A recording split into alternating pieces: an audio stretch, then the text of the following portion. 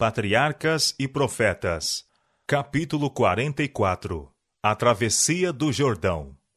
Os israelitas prantearam sentidamente seu finado chefe, e 30 dias foram dedicados a serviços especiais em honra à sua memória.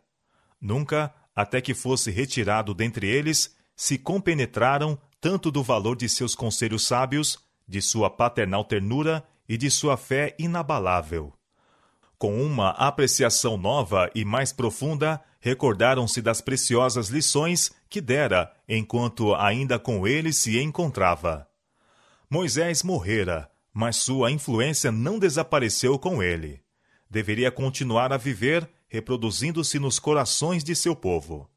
A memória daquela vida santa, abnegada, durante muito tempo, seria acariciada, modelando com poder silencioso, persuasivo, a vida daqueles mesmos que haviam negligenciado suas palavras vivas.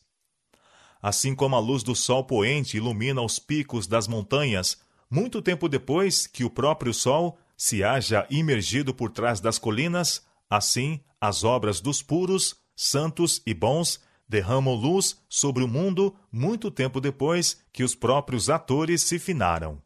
Suas obras, suas palavras, seu exemplo, para sempre viverão. O justo ficará em memória eterna. Salmo, capítulo 112, verso 6. Conquanto estivessem cheios de pesar pela sua grande perda, o povo sabia que não fora deixado só.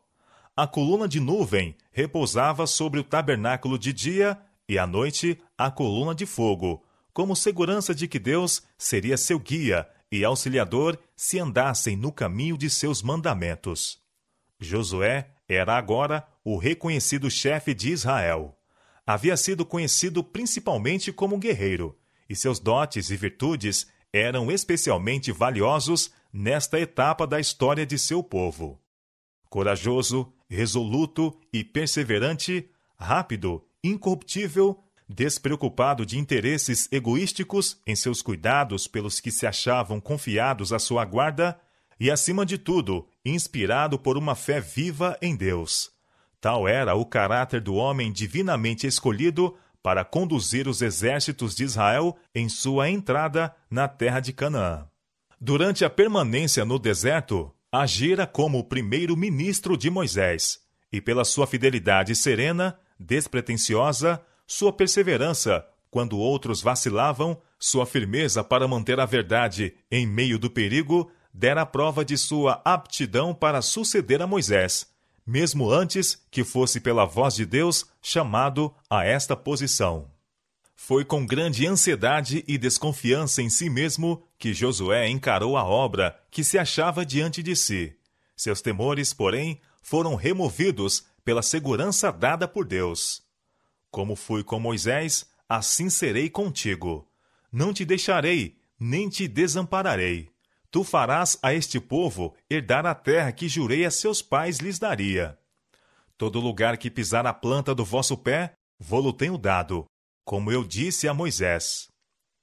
Até as culminâncias do Líbano, a grande distância, até as praias do Mar Grande, e ao longe, até as margens do Eufrates no Oriente, tudo deveria ser deles.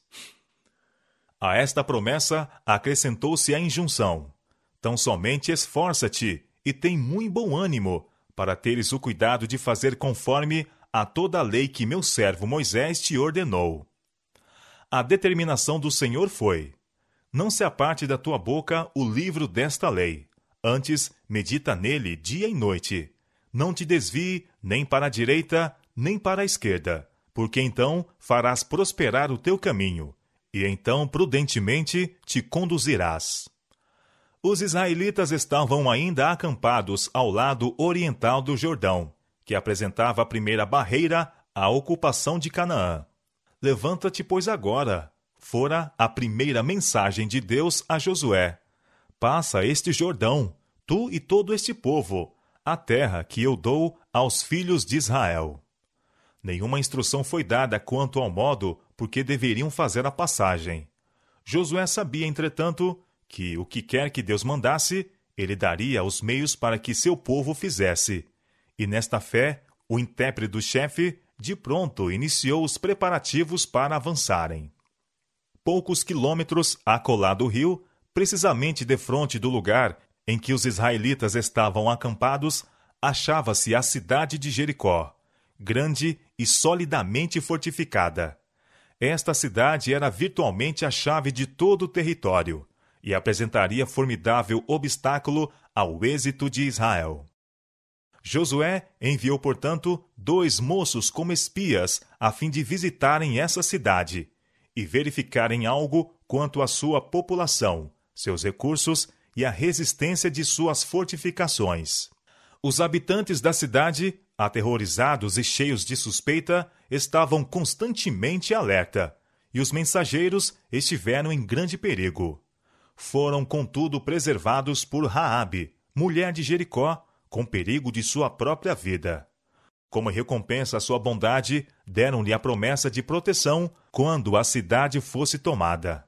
Os espias voltaram sãos e salvos com a notícia: certamente o Senhor tem dado toda esta terra nas nossas mãos, pois até todos os moradores estão desmaiados diante de nós.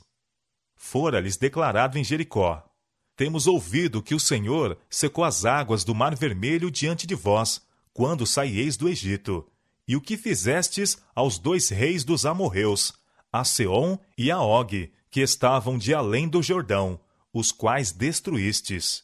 Ouvindo isto, desmaiou o nosso coração, e em ninguém mais há ânimo algum, por causa da vossa presença, porque o Senhor vosso Deus é Deus em cima nos céus e embaixo na terra. Expediram-se agora ordens a fim de se aprontarem para o avanço. O povo devia preparar um suprimento de alimentos para 3 dias, e o exército devia estar de prontidão para a batalha. Todos anuíram cordialmente aos planos de seu chefe e asseguraram-lhe sua confiança e apoio. Tudo quanto nos ordenaste faremos, e onde quer que nos enviares, iremos. Como em tudo ouvimos a Moisés, assim te ouviremos a ti. Tão somente que o Senhor teu Deus seja contigo, como foi com Moisés. Partindo de seu acampamento, nos bosques de Acaia de Sitim, a hoste desceu à margem do Jordão. Todos sabiam, entretanto, que sem auxílio divino não poderiam esperar fazer a passagem. Nesta época do ano, na primavera, a neve que derretia das montanhas havia de tal maneira avolumado o Jordão que o rio transbordou, tornando-se impossível atravessá-lo nos vãos usuais. Deus queria que a passagem de Israel no Jordão fosse miraculosa. Josué, por indicação divina, ordenou ao povo que se santificasse. Deveriam remover seus pecados e livrar-se de toda a impureza exterior, pois amanhã, disse ele, fará o Senhor maravilhas no meio de vós. A arca do concerto deveria abrir o caminho diante das hostes. Quando vissem o sinal da presença de Jeová, levado pelos sacerdotes, mudar-se de seu lugar para o centro do acampamento e avançar em direção ao rio, deveriam então partir de seu lugar e segui-la. As circunstâncias da passagem foram minuciosamente descritas. E disse Josué: nisto conhecereis que o Deus vivo está no meio de vós, e que de todo lançará de diante de vós aos cananeus. Eis que a arca do concerto, do Senhor de toda a terra, passa o Jordão diante de vós. No momento aprazado, iniciou-se o movimento para a frente, indo a arca na vanguarda aos ombros dos sacerdotes.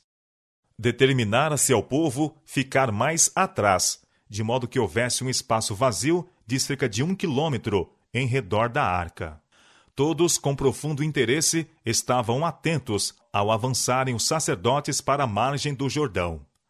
Viram-nos com a arca sagrada a moverem-se com firmeza para a frente, em direção à corrente irosa e encapelada, até que se mergulharam na água os pés dos portadores. Subitamente, a correnteza estancou-se do lado de cima, enquanto a torrente continuou a fluir do lado de baixo. E o leito do rio ficou descoberto. Ao mando divino, os sacerdotes avançaram para o meio do canal e ali ficaram de pé, enquanto descia a hoste inteira e atravessava para o lado oposto. Assim, impressionou-se as mentes de todo Israel o fato de que o poder que deteve as águas no Jordão foi o mesmo que abrira o Mar Vermelho a seus pais 40 anos antes. Quando todo o povo havia passado, a arca mesma foi levada para a margem ocidental. Mal alcançara esta um lugar seguro, e as plantas dos pés dos sacerdotes se puseram em seco, as águas represadas, sendo soltas, arremeteram-se para baixo, como uma inundação irresistível, no canal natural da torrente. As gerações vindouras não deveriam ficar sem testemunho deste grande prodígio. Enquanto os sacerdotes que levavam a arca ainda se achavam no meio do Jordão, 12 homens previamente escolhidos, um de cada tribo, apanharam cada um uma pedra do leito do rio onde os sacerdotes estavam em pé e as levaram para a margem ocidental. Estas pedras deviam ser erigidas como um monumento no primeiro lugar de acampamento além do rio. Ordenava-se ao povo contar a seus filhos e filhos de seus filhos a história do livramento que Deus operara em prol deles, conforme disse Josué, para que todos os povos da terra conheçam a mão do Senhor, que é forte, para que temais ao Senhor vosso Deus todos os dias. A influência deste prodígio, tanto sobre os hebreus como sobre seus inimigos, foi de grande importância. Foi uma segurança para Israel da presença e proteção contínua de Deus, prova de que ele agiria em prol deles por intermédio de Josué, como operara por meio de Moisés. Tal certeza era necessária para fortalecer-lhes o coração, dando eles início à conquista da terra. Estupenda tarefa que havia esmorecido a fé de seus pais 40 anos antes. O Senhor declarara a Josué antes da travessia: Este dia começarei a engrandecer-te perante os olhos de todo Israel, para que saibam que assim como fui com Moisés, assim serei contigo. E cumpriu-se a promessa. Naquele dia, o Senhor engrandeceu a Josué diante dos olhos de todo Israel, e temeram-no, como haviam temido a Moisés todos os dias da sua vida. Este exercício do poder divino em favor de Israel destinava-se também a aumentar o temor com que eram olhados pelas nações circunjacentes, e assim preparar o caminho para o seu triunfo mais fácil e completo. Quando a notícia de que Deus detivera as águas do Jordão diante dos filhos de Israel chegou aos reis dos amorreus e dos cananeus, seus corações tremeram de medo. Os hebreus já haviam matado os 5 reis de Midian, o poderoso Seom, rei dos amorreus, e Og de Bazã, e agora a passagem pelo Jordão, dilatado e impetuoso, encheu de terror todas as nações circunvizinhas. Para os cananeus, para todo Israel e para o próprio Josué, prova inequívoca fora dada de que o Deus vivo, o Rei do céu e da terra, estava entre seu povo, e não os deixaria nem os desampararia. A pequena distância do Jordão, os hebreus fizeram seu primeiro acampamento em Canaã. Ali Josué circundou aos filhos de Israel, e os filhos de Israel acamparam-se em Gilgal e celebraram a Páscoa. Josué capítulo 5, versos 3, 10 e 9. A suspensão do rito da circuncisão, desde a rebelião de Cádiz, foram testemunho constante a Israel de que seu concerto com Deus, do qual era aquela o símbolo designado, estivera invalidado. E a interrupção da Páscoa, memorial de seu livramento do Egito, fora prova do desagrado do Senhor pelo seu desejo de voltarem à terra do cativeiro. Agora, porém, estavam terminados os anos da rejeição. Mais uma vez, Deus reconhecia a Israel como seu povo, e restabeleceu-se o sinal do concerto.